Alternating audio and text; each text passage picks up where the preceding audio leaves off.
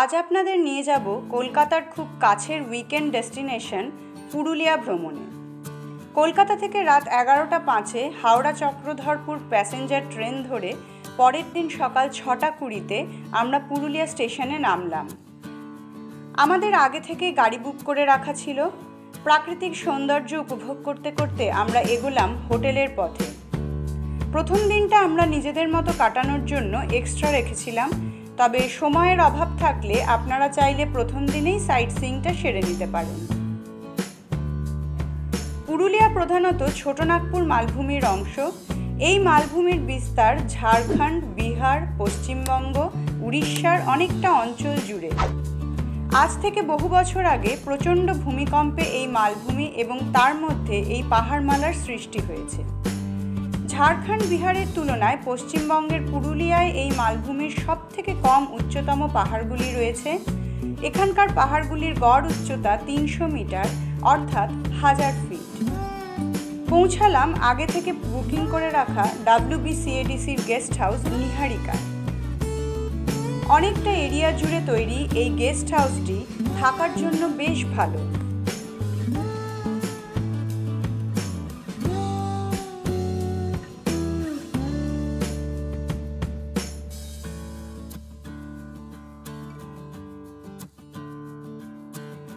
হোটেলে জিনিসপত্র রেখে ব্রেকফাস্ট সেরে আশপাশটা পায়ে হেঁটে এক্সপ্লোর করতে বেরিয়ে পড়লাম। পুরুলিয়া ভ্রমণের দুটি সময় আছে, একটি শীতকাল অর্থাৎ ডিসেম্বর জানুয়ারি, আরেকটি বসন্তকাল অর্থাৎ মার্চ এপ্রিল। আমরা গেছিলাম মার্চ মাসে লাল পলাশের রূপ দেখব বলে।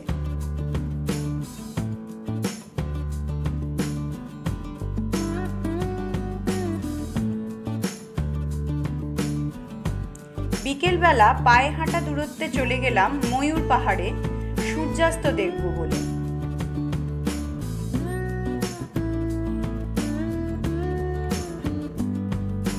পাহাড়ের উপর থেকে অনেক দূর পর্যন্ত খুব সুন্দর টপ ভিউ দেখতে পাওয়া যায়।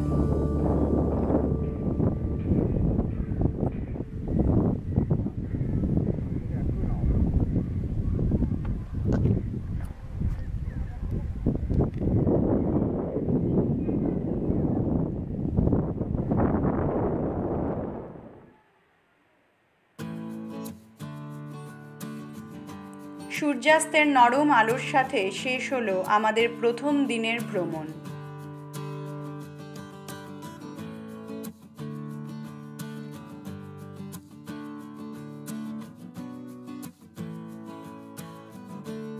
দ্বিতীয় দিন সকাল সকাল বেরিয়ে পড়লাম লোকাল সাইট সিইংয়ে। মাঝে মধ্যেই পথে গাড়ি দাঁড় করিয়ে চলল আমাদের নিজস্ব ফটোশ্যুট।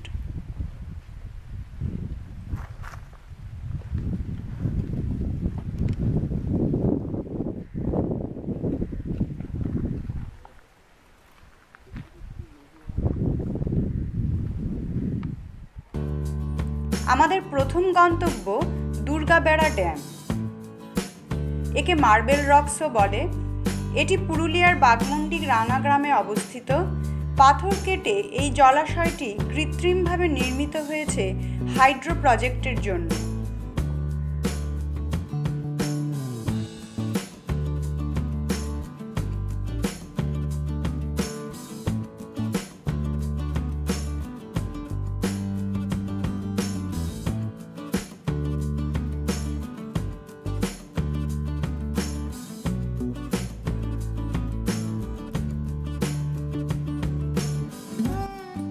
এরপর আমরা দেখতে যাব বামনি ফলস।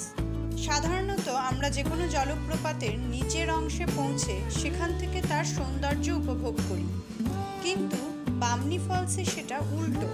আপনি পৌঁছবেন একেবারে উপরের অংশে এবং সেখান থেকে হেঁটে আপনাকে নিচে নামতে হবে ফলসটি দেখার জন্য।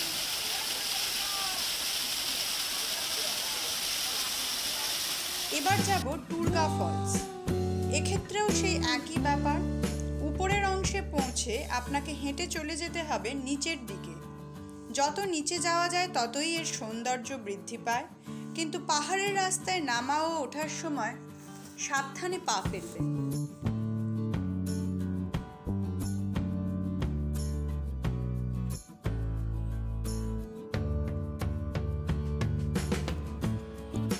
জলপ্রপাতের উচ্ছল জলরাশিতে মুগ্ধ হবার পর আমরা বেরিয়ে পড়লাম শান্ত নির্মল খয়রা বেড়ার উদ্দেশ্যে।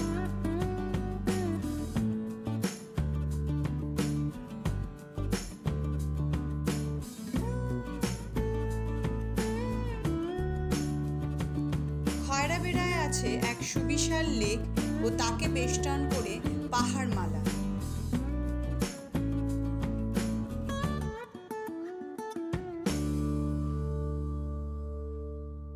অপরূপ সুন্দর এই জায়গায় ঘন্টার পর ঘন্টা বসে কাটিয়ে দেওয়া যায়।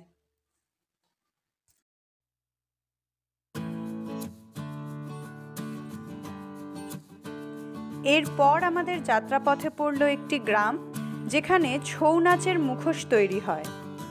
আপনারা নিজেরাই দেখুন কি ধৈর্যের সাথে নিখুঁতভাবে এই মুখোশগুলি তৈরি করছেন এনারা।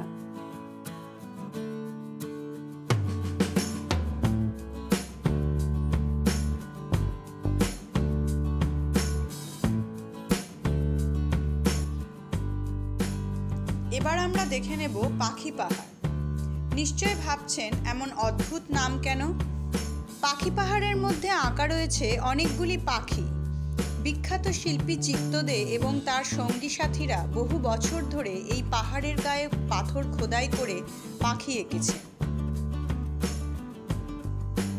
পাখি পাহাড়ের মুগ্ধতা নিয়ে আমরা এগিয়ে চললাম লহরিয়া শিব মন্দিরের দিকে।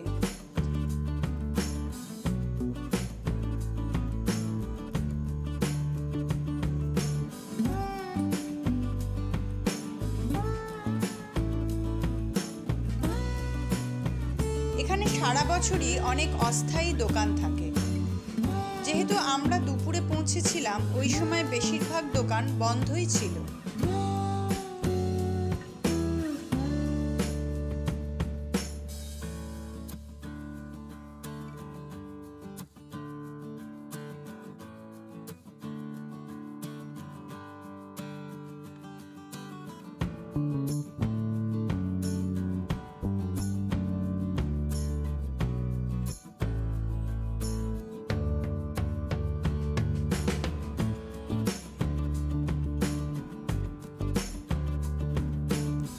লহরিয়া থেকে এবার আমরা লোয়ার ড্যামের দিকে রওনা দিলাম।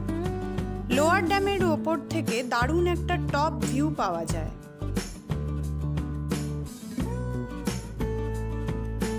কিন্তু এখানেই আমাদের দিনের শেষ নয়। কাছেই একটি গ্রামে ছৌ নাচের পারফরমেন্স দেখে নিলাম, আর তার সাথেই শেষ হলো আমাদের পুরুলিয়া ভ্রমণের দ্বিতীয় দিন। সেই পারফরমেন্সের একটা ঝলক আপনারাও দেখে নিন।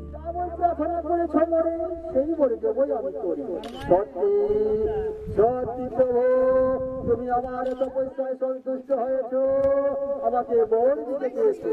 তবে একটিখানি বর দাও প্রভু, এই শ্মশানরা পৃথিবীতে আমি যেমন হইতে পারি অমর, অন্যথা অন্য কিছু নাহি মরে প্রয়োজন, অন্য কিছু নাহি প্রয়োজন। না নারী বৎস, ওই বর দিতে পারিব না করে অন্য বর বলি। কি বললি, কি বললে প্রভু?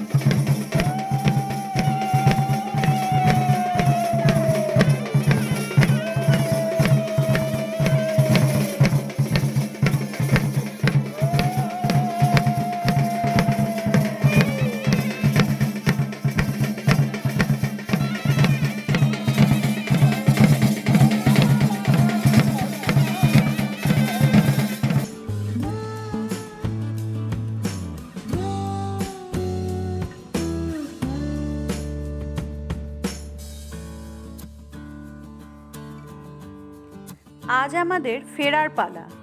ফেরার পথে দেখে নেব বহু প্রাচীন দেউলঘাটা।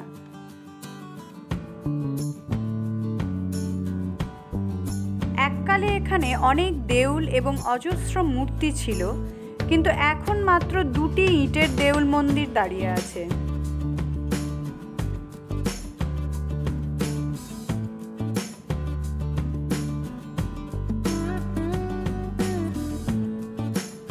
এবারের ভ্রমণ পর্ব এখানেই শেষ করলাম। যদি আপনাদের ভালো লেগে থাকে তাহলে অবশ্যই লাইক ও কমেন্ট করে জানাবেন। আর যদি আপনি আমার চ্যানেলে নতুন এসে থাকেন তাহলে অবশ্যই চ্যানেলটি সাবস্ক্রাইব করে পাশে থাকবেন।